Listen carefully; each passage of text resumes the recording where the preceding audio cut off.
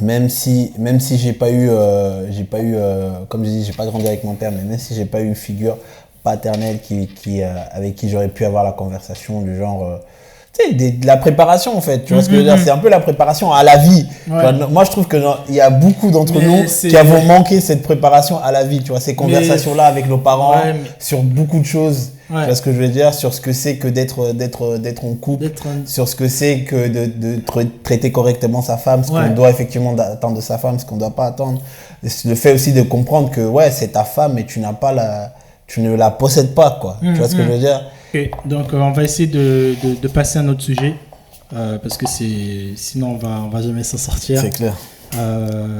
Donc là on va parler un peu de notre rapport à la femme aujourd'hui, Ouais. d'essayer un peu de comprendre pourquoi on a certains comportements, certaines habitudes envers nos femmes, envers la femme tout court dans la vie, d'essayer un peu d'aller plonger loin, tu vois, avec Ouais. les expériences de aussi comment nos parents ils nous ont éduqués, élevés, ouais. ils ont aussi vécu ça, et d'essayer un peu de comprendre les comportements qu'on a aujourd'hui. C'est pas parce que on veut forcément les faire, mais parce qu'il y a aussi eu un impact derrière, une influence de nos parents. Tout à fait. Donc je vais te donner parole, que tu Ok. m'éclaires un peu sur ton cas. Alors, moi, mon cas, comme j'ai pu le dire, effectivement, j'étais élevé par ma mère. Donc, faut savoir qu'une des choses auxquelles j'en voulais effectivement à ma mère, c'est le fait que souvent dans maman africaine, elles aiment bien, même quand il y a des soucis, tout ça, machin, elles aiment pas forcément en parler, tu vois. Elles aiment bien, des fois, rester dans le déni, etc. Moi, je sais qu'avec ma mère, j'ai jamais eu la conversation par rapport aux femmes, tu vois. Quand j'ai commencé à m'intéresser aux femmes, tout ça, j'ai jamais, tu sais, elle s'est jamais assise pour me dire, vas-y, viens t'asseoir, je vais t'expliquer un petit peu les trucs, tu vois ce que je veux dire. Donc, elle en a jamais parlé, et moi, de mon côté, donc j'ai dû apprendre tout seul. Comme tu as dit, tu commences, voilà, tu vas à l'école, tu as des enfants qui sont beaucoup plus, à l'époque, qui étaient beaucoup plus vifs que toi, donc tu commences à entendre des choses, etc. Et après, tu es curieux, tu vas sur Internet, tu commences à regarder des trucs sur Internet, des bouquins, tout ça. Et c'est en fait, c'est là, en fait, où ça fausse complètement même l'image qu'on peut avoir, en fait, de la femme. Tu vois ce que je veux dire? Ouais. Ça fausse totalement l'image parce que ça soit l'image physique, que ça soit l'image sexuelle, comme tu dis. En plus, moi c'est vrai que j'ai grandi dans les années 90 en Europe, tout ça. La femme noire n'était pas à la mode. Les seules femmes noires dans les années 90 qui étaient à la mode, c'était Naomi Campbell. Parce que je veux dire, c'était le mannequin, mais les mannequins skinny, tu vois ce que je veux dire. C'est-à-dire que la femme noire, avec ses formes qu'on connaît aujourd'hui, n'était pas du tout à la mode. Mais cependant, moi, mon attirance, elle a toujours été envers la femme noire, tu vois. J'ai toujours eu cette sensation que, je me vois pas avec autre chose, tu vois. Je me vois absolument pas avec autre chose. Donc, bon, après, malgré tout le respect qu'on a pour la femme, je pense que, nous en tant qu'hommes noirs, on a cette image-là vraiment faussée de la femme noire, en fait, par rapport à ses obligations, même envers nous.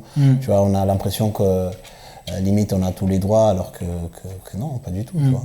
Donc, Après, comme on disait tout à l'heure, c'est aussi des choses par rapport à nos cultures. Bien Tu sûr. vois, dans bien la sûr. culture africaine, on dit que la femme, comme on a dit au début, la femme, c'est.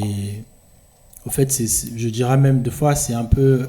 Elle est là pour te servir quand tu as besoin d'elle, quoi. Limite, elle n'a pas trop droit à la parole ou de s'exprimer. Ou deux fois, moi en tout cas, c'est difficile quand même C'est pour ça aujourd'hui, mon combat, où naturellement, en fait, je me suis mis à mettre en avant des femmes qui créent, qui entreprennent. Exactement. Parce que quand je grandissais, j'ai pas vu énormément de femmes entreprendre à part ma mère, Tout à à fait. part dans ma famille.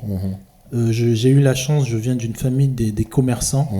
Ma mère, je ne veux pas dire qu'elle était pas là, mais j'étais conscient en tant qu'enfant que ma mère se déplaçait beaucoup. D'accord. Elle voyageait beaucoup au Nigeria, en Afrique de l'Ouest pour aller acheter Je des vois, trucs. même au Congo, elle partait au nord, au sud pour se faire vivre, ouais. tu vois, Ouais. pour faire des business. Mais c'était vraiment unique à son genre.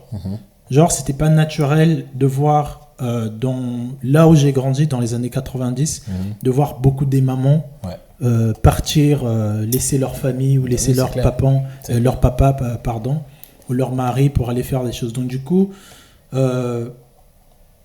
on a beaucoup eu, tu vois, indirectement, cette image aussi on a été influencé par nos parents.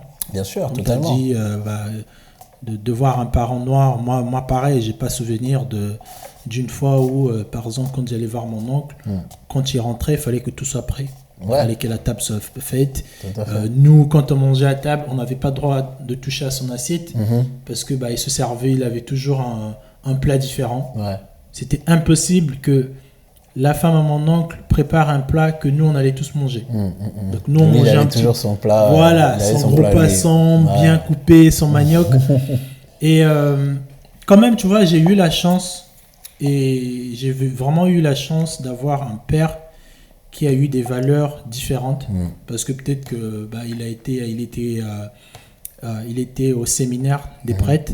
Donc tu vois, il a eu une éducation de débrouillard d'homme. D'accord. Le fait qu'il était, il était dans une formation de devenir prêtre, ils ont appris à préparer, ils ont appris à faire des choses. Ouais, quoi. ouais, ouais. Parce qu'il y a des gens et des papas en Afrique qui savent pas Ils préparer. savent pas. Moi, je te Ils dis, il y a savent pas des, tenir un il y a balai, des qui papas savent pas en enlever un Afrique, il y a des verre, papas en après. Afrique, jamais de leur vie, ils ont fait quoi que ce soit. Parce que déjà, quand ils étaient petits, c'est la mère qui faisait tout.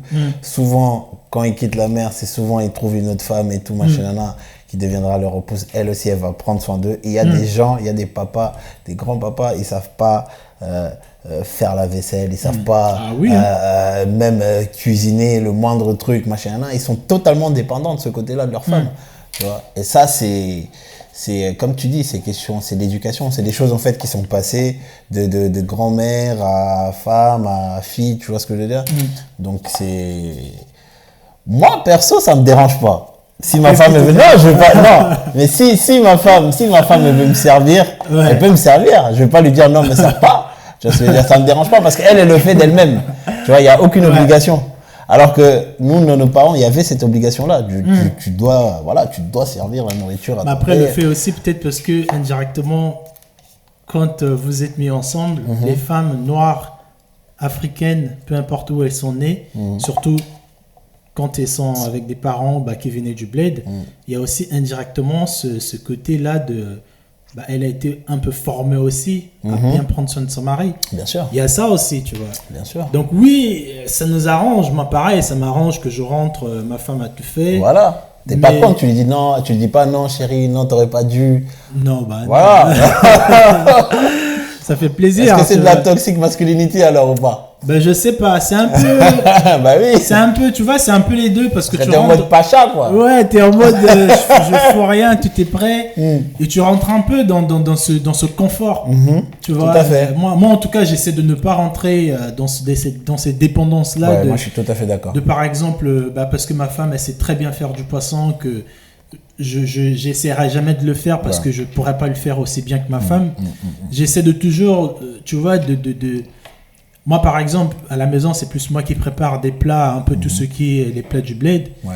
Et ça me fait plaisir. Deux fois, je rentre de voir que ma femme me prépare un plat du bled de chez moi. Tu Ça vois, fait- bah oui, tu m'étonnes. ça me fait plaisir. Mais Donc, mais c'est vrai que c'est un peu, voilà, le fait qu'on a été influencé par nos parents qui étaient comme ça avec nos mamans. Ouais.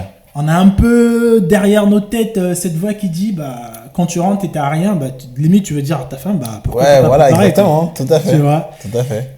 C'est un peu ça la difficulté aujourd'hui, tu vois, d'être parent, parce qu'on est des parents aujourd'hui, d'être parents et de ne pas un peu copier-coller les Parce mauvaises qu'on a appris, habitudes. bien sûr, tout à fait. de nos C'est ce parents. qu'on fait, hein. De toute façon, l'éducation, elle est transmise. Et les enfants, ils dupliquent, ils font tout ce qu'ils voient leurs parents faire, ou toutes les attitudes, etc. Donc, on duplique.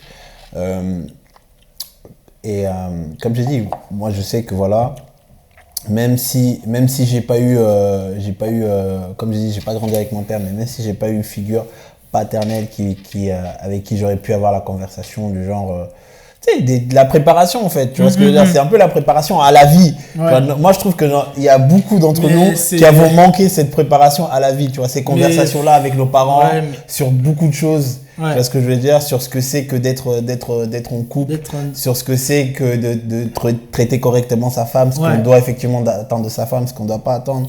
Le fait aussi de comprendre que ouais, c'est ta femme et tu ne la possèdes pas, quoi. Tu vois ce que je veux dire?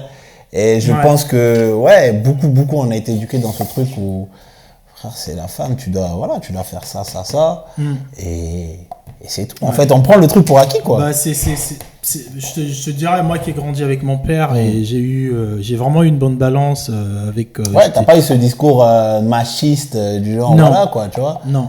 Mais après, quand même, j'ai pas eu le fait d'avoir grandi avec mon père, ça n'a pas fait que mon père il m'a parlé de quand je vais grandir, comment mon rapport avec les femmes, même qui que ce soit dans ma famille, que ce soit même un oncle, il m'a jamais dit écoute, quand tu auras une femme, parce que déjà lui-même de son comportement, bien sûr, j'ai même pas envie qu'il me parle de ça. Tu vois ce que je veux dire? Déjà, Donc ça c'est vraiment, en fait il y a vraiment ça c'est vraiment les tontons du bled. Ouais, c'est ça, même ils se comportent mal, mais ils veulent te donner le conseil grave que tu sois comme si. Mais oui, des fois ils vont te voir avec une petite amie de l'école, ils vont te dire mon petit, faut faire gaffe, hein. Ta femme il faut bien la traiter. T'es là, ouais, mais bon. Toi t'es pas un exemple. Non mais c'est super important, quoi. Totalement.